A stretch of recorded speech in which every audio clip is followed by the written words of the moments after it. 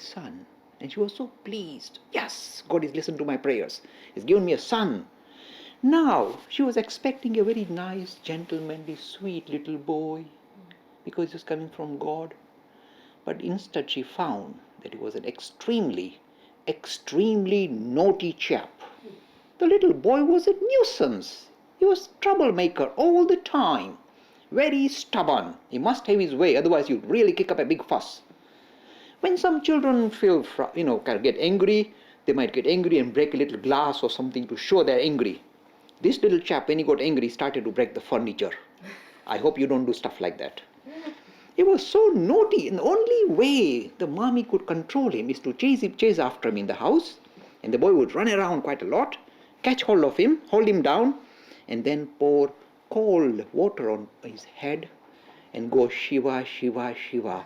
And the boy became very quiet. Oh yes, Shiva, Shiva. He loved Shiva too, and he became very quiet. Very naughty chap, but he also had some good things about this chap. One of the best things this boy had was this. If he saw somebody in difficulty, his eyes would be filled with tears. He could not see anybody in difficulty at all. And sometimes in India in those days, the beggars would knock on the door saying, oh, look at us, we are starving, we don't even have clothes to wear. And the people would give some money. Now this little boy, his name was Narendra, as a young boy, whenever he saw some beggars coming to the door, he felt so compassionate. He felt so worried he must do something for them. So he would open the door, and he doesn't have any pocket money. He doesn't have anything to give. So he would look in the sitting room, say, what can I give? Table lamp. Let's give the table lamp away. He started giving the furniture away to the beggars. Anything you could get hold of, you just give it away. And slowly all the furniture started to disappear. So Daddy said, what's going on in my house? Things are disappearing here. One day, when a beggar knocked on the door, and Narendra said, yep, here's time to give something away. Opened the door and was about to give something away. And father said, stop. You can't give furniture away. And the little boy said, Father, just look at them. They've got nothing. We must give anything that we can get hold of and give it away. We can't mess about here. The father said, what a lovely chap. But he said, I can't let him in. I must be strict. He said, you mustn't do stuff like that. If in the future if beggars come, we'll lock you up in the bedroom, your mommy's bedroom. And Narendra said, okay. The little boy was like that. Next time there were any beggars, they locked him up in mommy's bedroom, upstairs. And Narendra said, okay. He opened mommy's cupboard. Inside the cupboard were lovely, colorful, beautiful saris. Loads and loads of them. And Narendra's eyes lit up. Treasure, good stuff here. Then he opened the windows of the bedroom of the room upstairs and called the beggars, come here, all of you, come here. The whole lot went, what? He said, come here, I give you treasure. And he started giving all his mommy's sari from the window to the beggars. And they said, this is unusual stuff we are getting in this house, furniture and then saris. This is a weird house. Now you see, the reason why I'm telling this story is because if you find somebody anywhere in any part of the world, any children, who feel compassion for other human beings, who feel whenever they see somebody in difficulty, they feel that they must do something for them. That's called compassion. Whenever you find any youngster who is compassionate, they are very special people. They are God's children. They are the ones who come to do God's work. Very, very special. So this little boy was like that.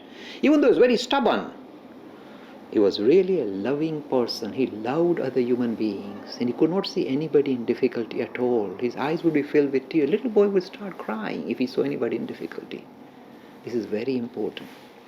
The second important thing for a child, this little boy, was this. He had tremendous power of focusing, becoming one-pointed. If they ask you, read your book, he would read the book.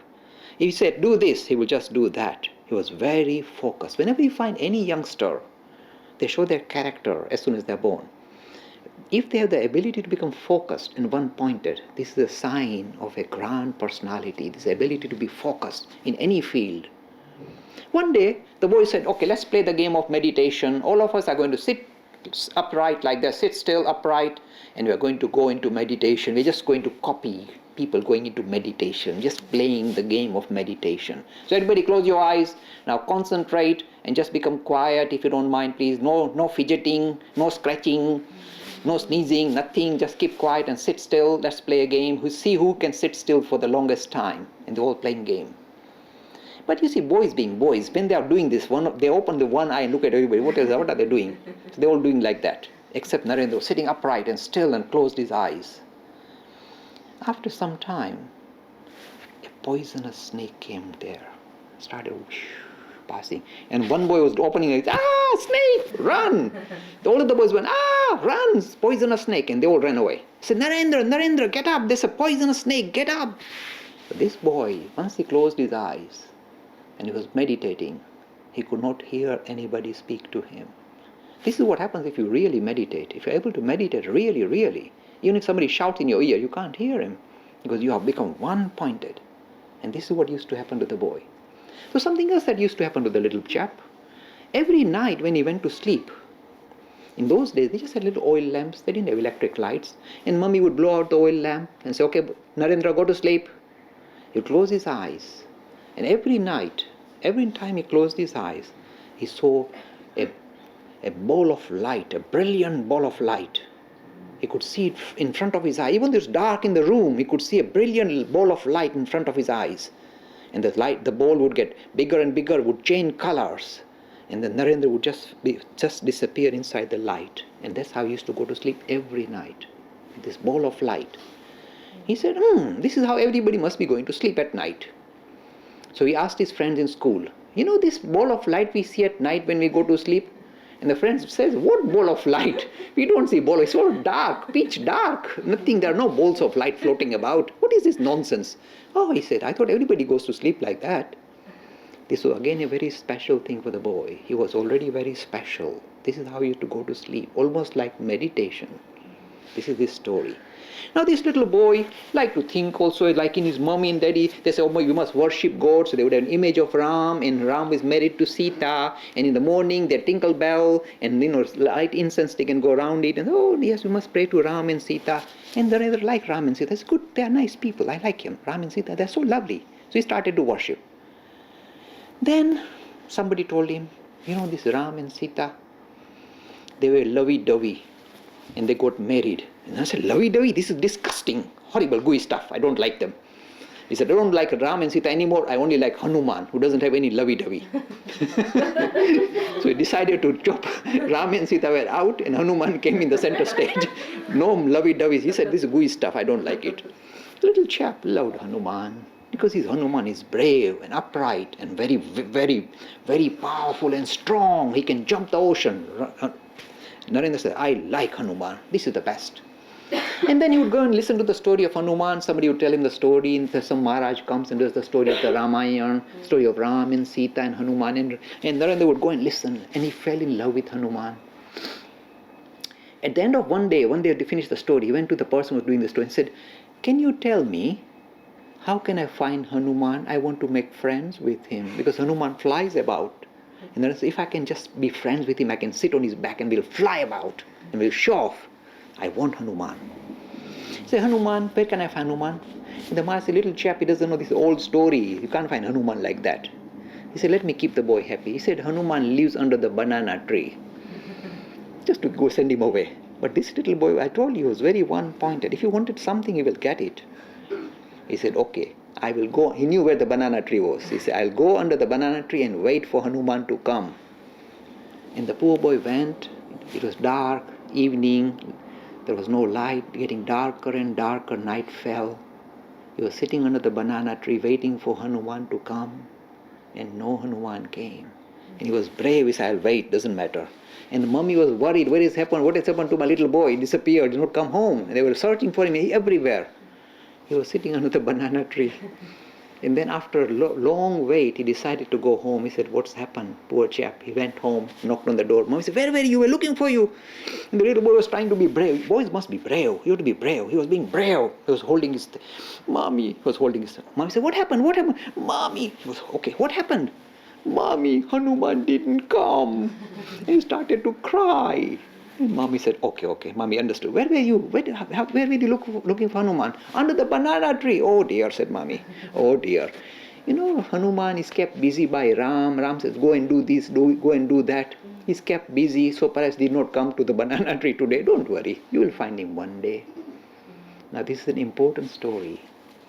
This person who was searching for this giant, this spiritual giant, this kind of magnanimous character of ancient Hindus called Hanuman, who represents strength, is the thing that attracted him. And this becomes visible in his life as he gets older. You will see that. He begins to show the characteristic of strength and power. Now when this boy was about 14, 15, 16, he started reading all the books on philosophy, Eastern philosophers, Western philosophers. He was very clever. I told you he was very clever. He would come first in class every time. And do you know what was another thing, special thing about this boy? If he read any book, if he just read it once, just like that, he would know every page by heart. Every page by heart. So you can imagine if he did that in school, he'll get first every time. If he saw anything or heard anything, he would remember it forever. Just imagine, suppose you could do that. Anything he saw, read, heard, he'll remember it all his life. He was very clever. So he was reading all these books on philosophy and all these difficult things that, it's difficult things to understand. He loved that. But then when he was 15 and 16, he said, there can't be a God. Look, there's so much suffering. People are suffering all around him. People sometimes are ill, sometimes they don't have money, sometimes they don't have food, sometimes they don't have clothes. How can God allow this? There's something wrong with God. Why does he allow all these things? He said, there is no God. It's all made up. And we said, you can't say things like that. He said, no, look, why is God not helping all these poor people? I don't believe in God. Then he said, has anybody seen God? Because if nobody has seen God, I don't believe in God. You will say, you don't see God that easily. It's not that easy. He said, no, but I won't believe unless I find somebody who's seen God. He asked everybody. Anybody who was talking about religion, he said, okay. He would get up and say, sir, have you seen God? And the person said, well, I get good feelings. He said, not feeling, have you seen God? And nobody could tell him a good answer. So he said, all this God business is made up, not real. Real story of a little boy, young man, becoming rational, trying to make sense of the world he lived in. This is the story of all of us.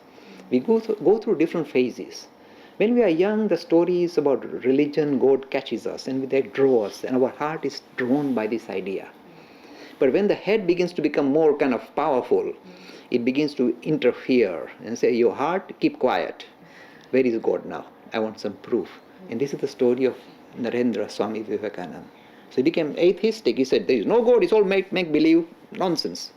He would challenge anybody and everybody was frightened of him because he would challenge them in front of everybody, say, have you seen God? And people say, He started challenging everybody. One day, one of his relations said, are you serious about God, Narendra? He said, yes, I'm very serious. He said, in that case, there's only one person who can satisfy your need to find out.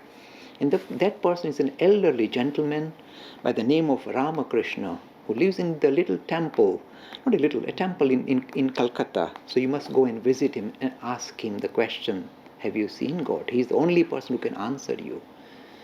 So Narendra at that time was 18-year-old, a young man in university. He said, what will a priest in a temple tell me about God? I know, I've studied all the philosophies in the world. There is no God, it's all nonsense. How can this man who can't even read or write explain to me what is God or how there is God? So he said, I'll go and visit him. And this is the picture of that person he went to visit. This old man, just one piece of white cloth, a bit like Soraya, wearing white cloth.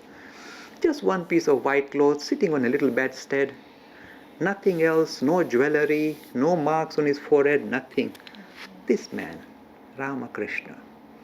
So Narendra said, I'll go and ask him. So he went to see him, and Ramakrishna was sitting very quietly, talking very sweetly. People who know God talk very sweetly. So he was talking very sweetly, and some youngsters were sitting on the floor and listening. Sounds very interesting. This man sounds interesting. And Narendra also sat on the floor and listened. When he had finished his talk, Narendra stood up. He had this habit, remember? Fire this very strong arrow at everybody. He picked out his arrow and he fired. This Ramakrishna said, shoot, sir. He was very gentlemanly. Sir, have you seen God? And this everybody else gave him a waffle. Well, like that, you'll get it when you die. And all this. He said, instantly, the answer came back instantly, without any hesitation. My boy, I can see God more clearly then I can see you and I can show him to you. Nobody had told stuff like that. His hair stood up. He said, this man is either mad or I met somebody very special. If anybody ever tells us they can see God, not only see God, but see God more clearly than they can see us, that is the proof. If he was just like us, we'll be worried that man is. He says, I can see God more intensely, far more intensely than I can see you, my boy. So that's the first thing. There's something serious is here. The person who can see God will use that kind of language because they can see God with such intensity. They will use language like that. Not only that, if you ever find somebody who says, I can not only see God, I can show him to you. Always catch hold of that person. Any part of his body you can grab hold of, catch him, use your mobile phone and call the rest of us and we'll come running. But this is the source of spirituality. This is visible in the Sufi tradition, very visible in the Hindu tradition. He says, where is the authority? The authority lies with those marvelous people for whom religion, spirituality is experiential. They experience it. They don't talk about it, don't lecture about it, don't give intellectual philosophy, philosophical exposition. They actually experience. This is the heart, throbbing heart of all religions. It has to be something to experience than just believe. It must hit you. You must be able to touch it here and now. And this is what this Ramakrishna was all about. So when Narendra met him, he said, I have met my match here. He's not only responding, he's really challenging me, saying, do you want to see him? Are you serious? I must keep in touch. There begins the story of this little boy called Narendra meeting this great master called Ramakrishna. And for about 7-8 years, he trains the little boy. And in no time, this boy is able to go into the deepest of meditation and experience God as his essential nature, right in his own heart. God experienced. Now he is no longer the ordinary boy. He becomes somebody called Swami Vivekananda. Now, once he becomes God realized, and this Ramakrishna passed away very quickly at a very young age. And this boy had become a monk wearing orange clothes. So he said, let me go around India and see what is the condition of my people. So he started traveling all over India, just with little money, no money. Nobody bothered with him. Nobody helped him. He just went from one town to another town, going all over India, sometimes walking, sometimes somebody would buy him a ticket, so he'll go by train, went all over India. Then he went to the southernmost tip of India. There's a little island called, at the tip of India called Kanyakumari. There at the bottom end of India, he discovered this island, which is in the middle of the ocean. You have to swim, and the huge waves have been there. So the young man now said, I'll go and swim across and go and sit in meditation on that rock. So it's very high rocks, very high waves. I've seen there, very rough seas. He would swim, he swam across, he sat on the rock. Then he sat into meditation like that, very quietly, went into deep meditation. In front of his eyes, he could see all the history of India, all the great marvelous people who were able to see God, all the marvelous things they did for India. And he could also see, because when he went all over India, he saw how poor and how difficult things were for the poor people in India. And he, as I told you, he loved human beings. He loved people. So the moment he sat down, he started to cry. And he cried all night, thinking of all the difficult things that people had to face. No food, no clean water. These are lovely people, and they are suffering and struggling. So he started to cry, what can I do for my people? I told you, compassion is the key feature of a religious person. It is compassion that drives them, not intelligence. Compassion, love. So he thought, what can I do for them? What can I do for them? And then a thought occurred to him. Maybe if he left India and came to the West, means America and Europe, maybe he can get some help from these people because they are very rich, and get some help from these people for his own poor people. He said, I'll go to the West and tell them to help my people. See, this is compassion. He's not trying to show off, he's got nothing, he just wants to do something for his people. He is a God man, established in God realization. He wants to do something for his people. This is the clear signal of a spiritual person. He doesn't live for himself. So there at that time, this is in 1893, there was a Parliament of Religion being held in Chicago in the United States. This was the first ever Parliament of Religion in the world, where 10 major world religions were represented, and they were all going to discuss and debate about all the different religions and how they relate to each other or not. So first time Parliament of Religions being held, and he saw the newspaper cutting. He said, I better go there. So he decided to go. And he managed to find some of his disciples said, no, we'll find you some money to go. And they didn't have much money, so they went around from house to house collecting money for Narendra or Vivekananda to come to the West, go to Chicago. So they went from house to house, they collected money. Do you know how much money they had? Just to buy him a one-way ticket. Very naughty. And they thought, oh, Swami is going to the West, let's buy him silk clothes. Now you don't buy silk clothes if you are going to North America in winter. They bought him silk clothes, and this Swami wore silk clothes. Yes, I look nice, I'll go. That is how he wore this turban, and this is the stuff they bought for him. It's all silk clothes. So he went on the ship, and off he went. Now you see, he had not planned to go. He had not written to them that he went to the Parliament office in Chicago and knocked on the door and said, I've come. They said, why have you come? He said, I've come to participate in the Parliament of Religion. They said, did we send you an invitation? He said, no. Did you write to us? No. Then bye-bye. They threw him out. It's a real story. This is the story. This is why.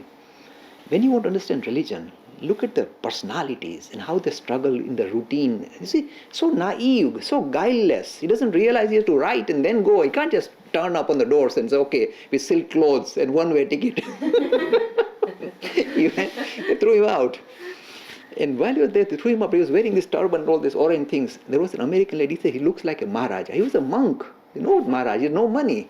But he looks like a Maharaj. Let me take him to my house and show him off to my neighbors. She said, would you like to come to my house? I'll show you off. The Swami had no money, nothing. He said, I'll come to your house.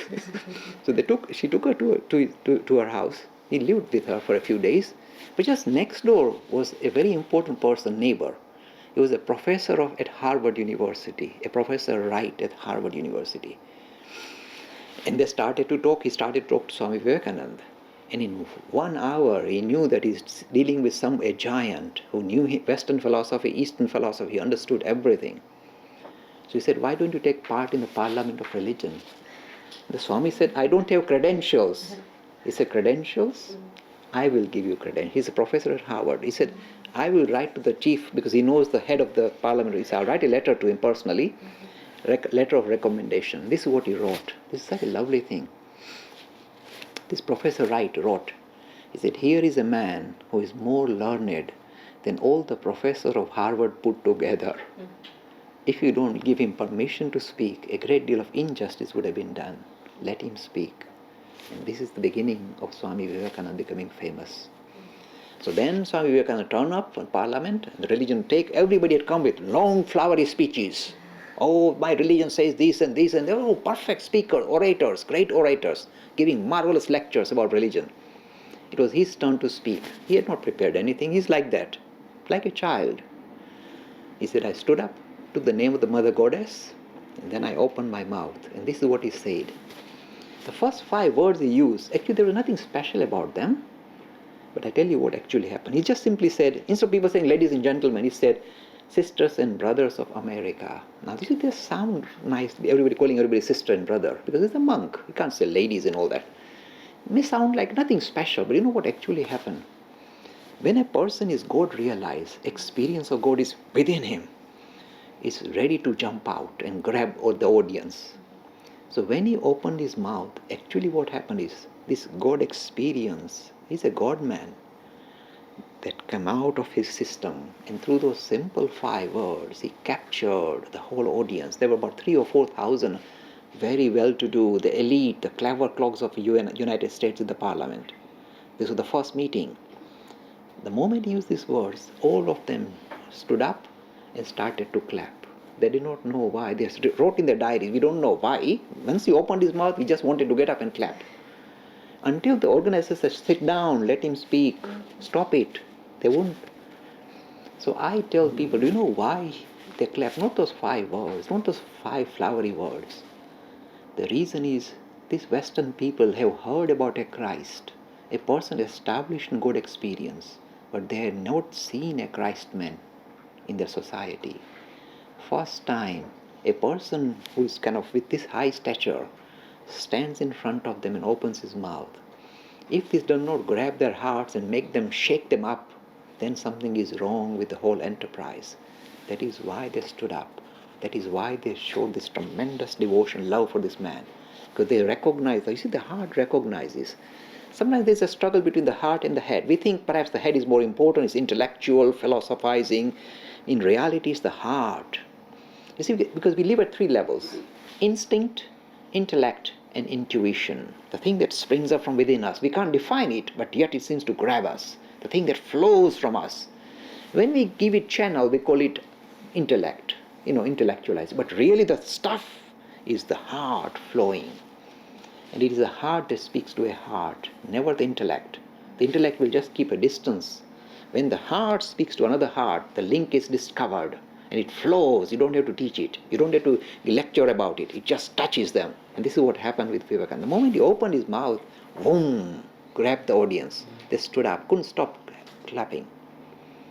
From that day onward, this was on 9/11, by the way, 1893. It's ironic. And you know what his first speech was all about?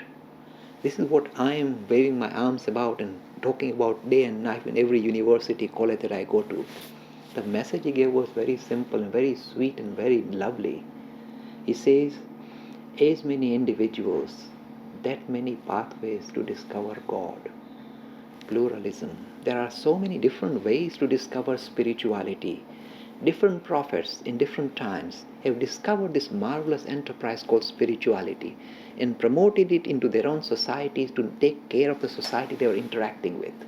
Each and every prophet was trying to infuse this idea of spirituality they discovered. They tapped into it. So they would use their ability, depending on the society they find themselves in, they will use the language, the metaphor, the parables that would touch the hearts of the people they interacted with. This was expression to the spiritual experience of the prophets. They turned into different religions of the world. So the Hindus say, we do not say that you must tolerate other religion. We don't even say respect other religion. We say give acceptance. There can be many pathways for spiritual progress. Acceptance. That's a lovely material. This is the first speech that he gave, and of course he became world famous for this. This is very ironic because it was given on 9/11, the same day that we now remember for other reasons. And this lovely message of pluralism, many pathways, became visible with this very modern proponent of Hinduism, this Vivekananda. He became very famous. All the American people would, invite him to go to their universities, colleges, in their homes. Now he became world famous. In India, who had ignored him while he was wandering about, nobody paid any attention to him. Suddenly say, oh, the son of Mother India, come back home. Suddenly he becomes son of Mother India. Otherwise, before he was beggar. Nobody gave up anything for him. They were not bothered. Now he became very famous. Let me touch on some other parts of his story. You see, when a person is spiritually enlightened, his face lights up and he will attract other human beings. This is understandable.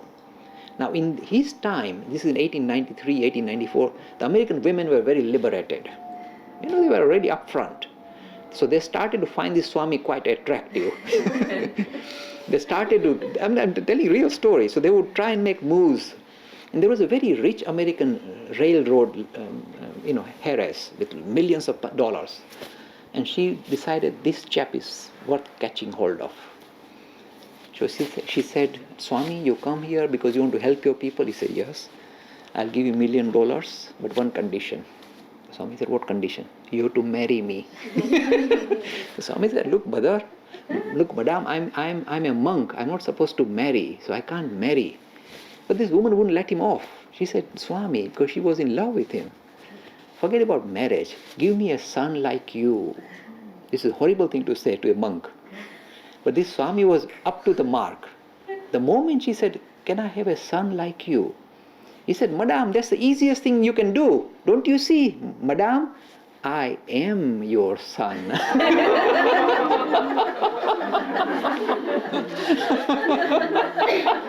That's the easiest thing to achieve. You're asking for it, it's already there.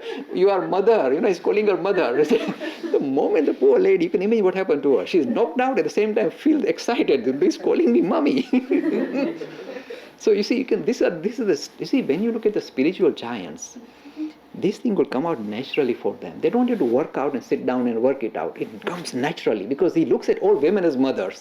So he said, why is he making eyes at me? Oh, I know why. She's my mommy. Finished. In 2 ticks, he brings her close to her without compromising. This is the story of Vivekananda, the genuine story of Vivekananda.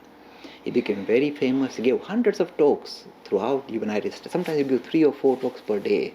In those days, they would be traveling by train or by this horse and carriage. He would be rushing from one city to another city. Sometimes they would mistreat him because he was considered to be a black man. And black men were slaves in the United States until very recently. Now Obama is, of course, the president.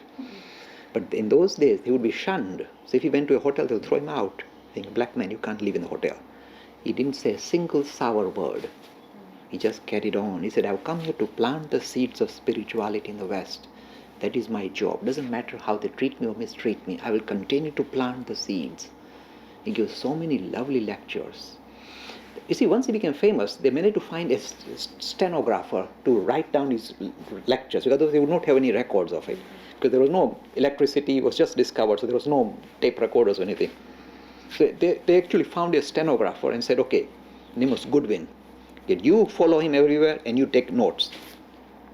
And we'll pay you so much. Because there's somebody who's looking after his affairs then said, we'll pay you so much for following him everywhere and writing down everything he says. And this Goodwin said, yes, okay, I will do that, I'll charge you so much. When Goodwin went, he heard the first or second talk.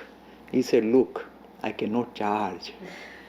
I have to follow him everywhere and keep writing down, because when I hear him, I get a thrill. How can I take few dollars for this? I can't charge.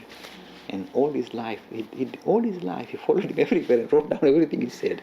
And this is how people like me, come across Vivekananda. Let me tell you a little bit about me personally. You'll get an idea of why I'm thrilled and why I'm so keen to talk about him. When I was a young boy, 17-year-old boy, I was studying at Imperial College here, studying physics. I like science and maths and stuff. I love logic and stuff. So I was studying physics. While I was studying, I came across the complete works of Swami Vivekananda, all his lectures in United, the one that Goodwin has been writing down. I came across it. And when I started turning the pages, my hair stood on end. I said, I've discovered treasure. Physics? Who's got time for physics? This is the real stuff. Discovering what is an essential nature of the world that we live in. Discovering our own essential nature as something different from what we think it is. This is real spirituality. I was thrilled. For 3 or 4 years, I had no time I used to go to the college just for the fun. Otherwise my father would catch me. But apart from going to the college, I wouldn't even write down any notes. This is a real story. I wouldn't write, who cares? And I just studied day and night Vivekananda. I used to go in Hyde Park, walk every day in the morning in Hyde Park. Just think about Vivekananda, what I read. I would meditate 4 times a day. I would be living a life, the purest of pure. You can imagine the West End of London here. And I lived like that for many, many years. And what I studied and learned from that studies became part of me. So when I now give lectures at university, I don't need to read because it's already now ingrained in me. I've done enough job there, enough work there. So it flows, it comes out naturally. And whenever I talk, people say, you talk such nice, what is your source of inspiration or authority? I say, when I was a 17-year-old boy and started reading Vivekananda, that entered my system. And if one drop of Vivekananda gets into your blood, you are in real trouble. Real trouble. You cannot live anymore like an ordinary person. You are a nuisance for the family, for everybody. In fact, my father said, you're going to become a monk. He asked my uncle, he said, stop this boy from becoming a monk. Take him to a nightclub. Do anything but stop him. So it was that bad, I'm not saying that good, I should say. So I've gone through that real kind of, the reason why I'm talking is because it's a very personal journey for me too. And this becomes visible in the story of Vivekananda. Now what happens after that? He becomes very famous and he's well recognized. He gave many lectures in London, in Piccadilly here. And then they invited him back to India. So in 1896 he went back to India. And there the whole Indian nation was waiting for him to welcome him back, because now he's world famous. From being a nobody, he's now become very famous. There were huge crowds waiting for him. They're putting him in a chariot, and they're pulling the chariot. The king was even pulling the chariot to show him, look, we give you so much respect. He now had the attention of the Hindu people, the Indian people. Now they will listen to him because he's world famous. So he took his position at his advantage. What did he do? In literally a few years, he infused life back into these people who lost their dignity. They lost their dignity. Their self-dignity was already demolished. He gave them back their dignity. He made them feel strong about themselves and their background and their inheritance. And the lovely language he used, you see, because when a God-man opens his mouth, it carries tremendous power. When he used to open his mouth and say, arise my India, arise my India. Wake up from this inertial sleep that you've been undergoing for the last 1,000 years. Arise my India. With those magic-like words, there was major transformation taking place in India in his time. This is in early 1900. When he started using that language, all the social reformers, all of them started to wake up and started to do things for India. Do you know who is one of the major persons that became very kind of excited by Vivekananda? Gandhi. Gandhi said, when I study Vivekananda, the love I have for my nation and my country and my people goes up 1,000-fold. It is the inspiration of these masters that drives us, makes us feel this worthwhile. So here is Vivekananda now becoming he himself never stepped into politics. He said, I've come for spirituality. I will not abandon that particular target. I'm here to replenish, refurbish, if you like, kind of vitalize spirituality suited to the modern age. So I'm not going to compromise and do politics and start getting involved with all this weirdness. I'm going to just focus on spirituality. I'll just give a message of the Spirit. And that's what he did. But in the process, he gave so much dignity and so much awakening. He brought about such awakening in India that almost every social reform movement you can trace in the last century, you can trace it back to Swami Vivekananda as the inspirer. So here he started the movements and started to arise, make the whole of Hindu nation becoming aware, get its own self-conscious integrity back, feel that they are something special and not something to be trampled over. He gave them back their dignity and made this nation stand up. One man did a marvelous job. And this is what God-men will do. They are never meant for themselves. They are always here for the benefit of others. Let me give you the wider aspect of Vivekananda, which is becoming very visible in the work that is happening in the modern times. So there are three aspects to Swami Vivekananda's teaching that steals my heart and that I feel are very relevant in modern times. First, he brings about this marvelous idea that you can become spiritually enlightened, you can make spiritual progress using a variety of different ways. And the way that suits you is the best for you, don't you see? It suits your own background, your culture, your history, your tradition. So focus on the pathway that suits you, fits you, agrees with your digestion. You don't need to borrow somebody else. Be confident that the path you are using is fit for you, is suited for your own requirement. Proceed rather than fight over the prescription. Proceed to your destination rather than compare prescriptions. Say, I've got better. Why don't you go to your destination? This is called religious pluralism. Many pathways. This was the key feature of Swami Vivekananda. So you see how relevant it is in modern times. You see, it's not even giving permission to other people to say, okay, you are okay. It says you are good. Just follow your own path to its destination. These are all tried and tested pathways. Allow people to, if you like, unfold spiritually in the mode that suits them. You don't impose your way on them. Let them progress as they feel comfortable, as is natural for them. This was one of the main features of Swami Vivekananda. There was another feature. This is why I'm a slave of Swami Vivekananda. You see, all the previous prophets we had in India, we had loads of them. They would say, you come and sit at my feet, I'll sort you out. I will look after you, just sit at my feet and massage my feet and tinkle bells, and I will look after you. This man came to break the mold. He said, no more.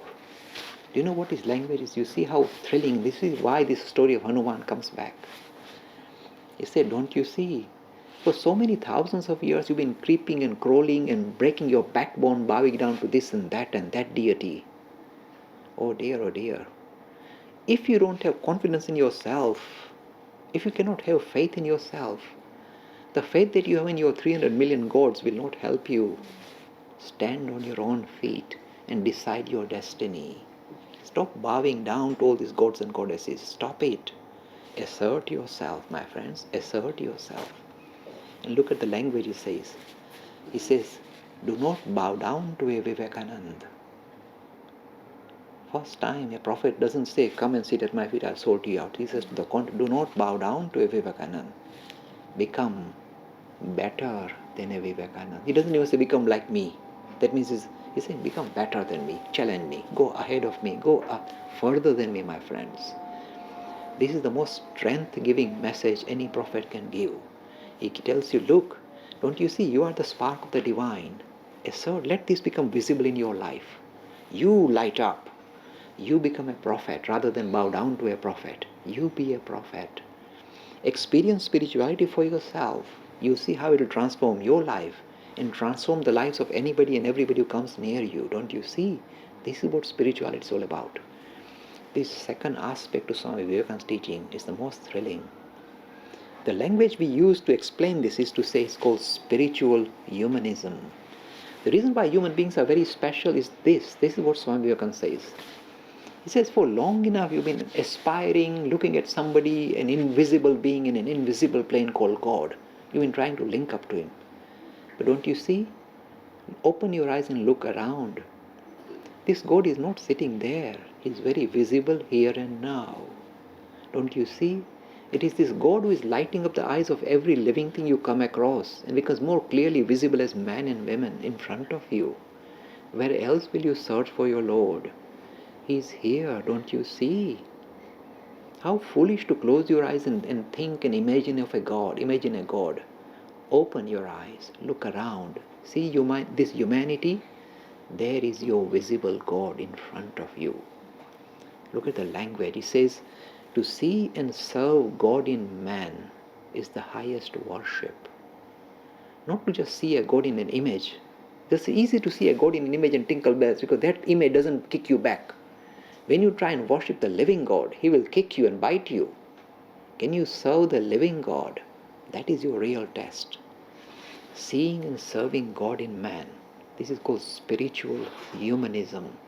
Such a powerful thought that comes out through the teachings of Swami Vivekananda. So I find this dimension of religious pluralism, different ways different people relate to the idea of the spirit, let it be. These are all valid pathways. Give acceptance to them, not just a respect, acceptance. There can be many pathways. This is a nectar-like material that's most relevant for our times. Secondly, when you deal with modern youth, you tell them, look, there's a God in heaven. They say, okay. You tell them, look, my friend, there's something special about you. Don't you see? You are special. It's not an ego-centered comment that, oh, you're big-headed. There's something very dynamic, dramatic about your essential nature. Why don't you touch base with who you truly are rather than what you think you are or who you think you are? Discover what is it that's lighting you up, my friend. You, not a God, you. Search within. Don't you see sitting in your heart? He's your essential being. Why don't you look within and discover your essential nature as the Spirit, as God alone? This is spiritual humanism. The modern youth, including Hindu youth, if I tell them, okay, go to the temple and tinkle bells and crack coconuts, they are losing interest. I say, search within. Your essential nature is divine. Assert it. Be self-assured. Stand up on your own feet and decide your own destiny for yourself. This is the modern message that comes out from this modern proponent of Hinduism, this Vivekananda. There's a third dimension to his teaching which I very much feel very close to, is this. He says, look, we've been singing, talking, thinking about God. Don't you want to experience Him for yourself? You call Him your real father and your real mother. Then why do you not bother to see your real mother and real father, then just keep talking about Him? Catch Him here and now. To discover this idea of spirituality, to experience it ourselves firsthand. It is good that our prophets experience God, good for them. Also, it gives us, if you like, a hope that there is something at the end of the tunnel. We will also reach the same destination. It's highly encouraging. Use the encouragement, but use them as signposts for making spiritual progress ourselves. Use them to lift us up, give us direction. But the journey has to be taken by us, not by, they have done their work and they have inspired us. And they're telling us, go for it, my friend, go for it. Discover this thing, experience it for yourself. See how thrilling it is. His whole life, when you look at his whole life, it is nothing but this kind of experience all the time. You know, sometimes when I was in the United States, we'd be going after giving a lecture. By the way, when the people loved him, they would say, what can we do for you, Swami? And he said, I like chocolate ice cream. They would buy him chocolate. That was his treat. And they'd put him in a tram to go to his lodgings where he was stayed. And this man would go in the tram, close his eyes, at the drop of a hat, go into the deepest of meditation, where you lose sight of your body. You are fully alive, fully lit up. You experience yourself as something dramatically different, breaking free from the shackles of the body and the mind. You break free. Discover yourself with this almighty spirit. And you are in that particular state of mind. Tram, body, lodgings, what's that? Completely unaware. Sometimes the tram will go up and down and this guy is still sitting and they say, get off now. See, because again, a person who is in deep meditation, you can't, even if you shout in his ear like the little boy, it won't even enter until he decides to come out. This is the magical story of a person who is able to experience spirituality in our times, express it in our language, present it to us in our own language, and thrill us, give us a thrill. Again, you see, the message of Swami Vivekananda is so universal. It is not meant for brown-skinned people from the Indian subcontinent. It is very universal. And sometimes when I thrill audiences, when I go to some university and they say, wow, Jay, we like you, this is good stuff, where do you get it from? I say, look, let me come clean. None of the stuff I've given you has come from me. If I ever claim that, it's called plagiarism, stealing. I'm very honest. I'm not a modest person, but it did not come from me. It has come from somebody. I am working under the shadow of a giant, a spiritual giant. And like an empty tin that rattles, in front of, I'm rattling. I said, that's all. The real material comes. So if you like, the real inspiration and this love for spirituality, this broad vision of spirituality is something that I'm borrowing. I'm just pinching from this supermaster who said, don't even bow down to me. So I can't even bow down to him. But I must acknowledge the source of this, if you like, this exciting material. So I've given you a kind of a rundown, if you like, a life story of Swami Vivekananda. Let me tell you this end part. You might like it. He used to tell his friends, I will not live to the age of 40. That's all he lived. He said, I won't live up to the age of 40. These weird people, they know these things. I don't know how they know it. He said, I won't live to the age of 40. And they set up a little monastery on the bank of the river Ganga in Calcutta. That's where he lived, Belur Math. And this is the last few years of his life. That's all. And one day he was walking with his brother disciple. He said, look, my friend, when I give up this body, look at the language. He said, when I give up this body, cremate it there. I said, oh, you're a healthy man. What are you talking about? Okay, when I give up this body, cremate it there. He gave instructions. Then he was looking in the calendar as if he were checking for his departure date. It's a real unusual stuff. He was checking his calendars. Okay. Then you see, this is how these great people come and this is how the great people live. They don't live by saying, oh, I get old and cough and go into this intensive care unit. They don't do stuff like that. When they feel they've done their job, they literally throw their body out. So this man at the age of 39, one day just went, closed this room, quietly lay down, and there was one little disciple standing around, and he saw him. He said, just repeated the name of God 3 times. His body gave a shudder, and he went away. At the same time, there was a brother disciple living in Chennai, in Madras. There the man was doing his little worship and he suddenly saw Vivekananda. And do you know what he said? He said, Sharad, I have spat my body away. It was getting in my way. I've spat it away. Look at the language. I spat it away because now, without a body, I will inspire even more number of people because I'm not limited now. I'm going to touch the hearts. As long as I have, look at his language again. This will touch you. Most saintly people will say, oh Lord, once I catch hold of you, once I catch your sight, I don't want anything. I want to merge in you. That's what everybody wishes for. We see this Almighty and we merge. Tremendous, exciting experience. We all want that. Here is this Vivekananda who comes with a different language, very arrogant. He said, "Oh Lord, as long as you want to take on all these forms and play around here, I don't want salvation. I don't want to merge in you because you want to mess about like this. I will come and mess about with you here. Give the salvations to others. I am ready to suffer thousands of pain, thousands of pangs of pain in order to serve the only God that I know, the sum total of mankind. Until everybody else gets salvation, I don't want it. Because you want to mess about, I will mess about with you here. Don't give me salvation." Look at the masterful language. This is not arrogance. This is somebody who is so that established that he can even tell God, "God, don't do this." So this is the story of this Vivekananda. And you can see how vibrant, how exciting, how comprehensive it is. It is not narrow, small, it is vast. And the only thing that comes out again and again in the story of Vivekananda is this message of strength. It empowers us. And the way, how can you empower somebody? You can empower somebody by telling him, "My friend, you are much, much more than you ever thought you were. Don't you see? You are the chip of the old block. You are that. You are searching for is your essential nature." Is there a much more empowering thing you can give to mankind? Something that will give them strength. Something that will make them feel upright. Because the greatest strength you can derive is if you realize that you are not this limited thing you are, but this grand thing that you are aspiring to, this God. That is your essential nature. This is the most empowering thing anybody can give to anybody else. This knowledge. This empowering thing. This thing that gives nothing but power and strength to whole of humanity. Remember I did the story of Hanuman, who liked to jump about and climb mountains and carry mountains. Here is a modern Hanuman. I tell the Hindus, look, Hindus, you like to sing Hanuman Chalisa, singing the praises of Hanuman. Grow up, I say. Start singing the Vivekananda Chalisa. He's your modern Hanuman. A giver of strength, a prophet of strength. Strength not just for your little people, just for your little family, for the whole of this universe, the whole of mankind. Here is this messenger of strength in our own times. Exciting as it is. Well, I can't say any more. I've done my run. Thank you very much indeed. Thank you.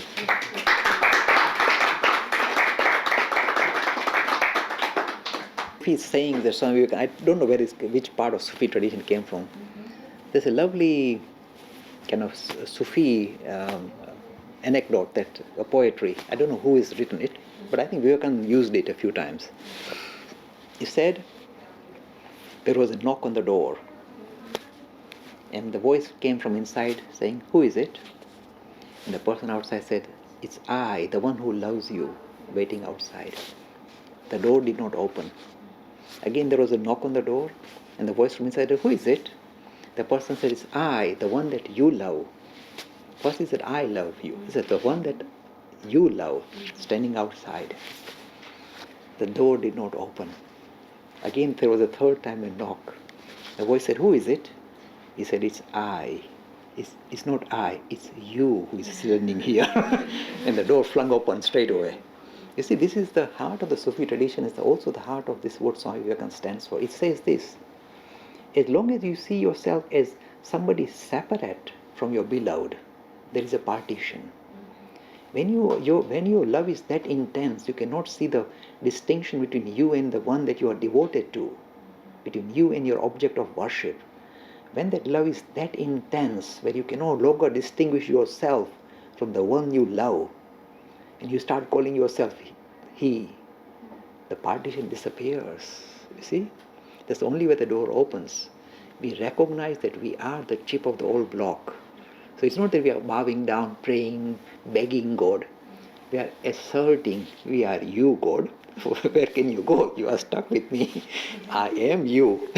And the door says, now how can I stop this chap? He's telling me he's me. So how can I keep myself away from him? Because he's saying that he's me. Now what more can you do? If this does not touch the heart of God, nothing else will. Because you're saying, you're asserting your identity with God. So you see this visible in the, that's why I quoted it, because I know that this comes from the Sufi tradition. I saw Vivekananda mention it somewhere, the story of somebody knocking on the door. But you can see how this idea of not just, reasserting our own, if you like, dignity as the chip of the old block. It's not an arrogant comment. People sometimes think it's arrogance to equate yourself to. It's not. It is this tremendous love that no longer allows you to see yourself separate from the object of your worship. It's that linkage that you assert and reassert. And that is the real one. So it will pay dividends. It cannot fail. That's why the doors fly open. You can't keep it closed anymore. Anyway,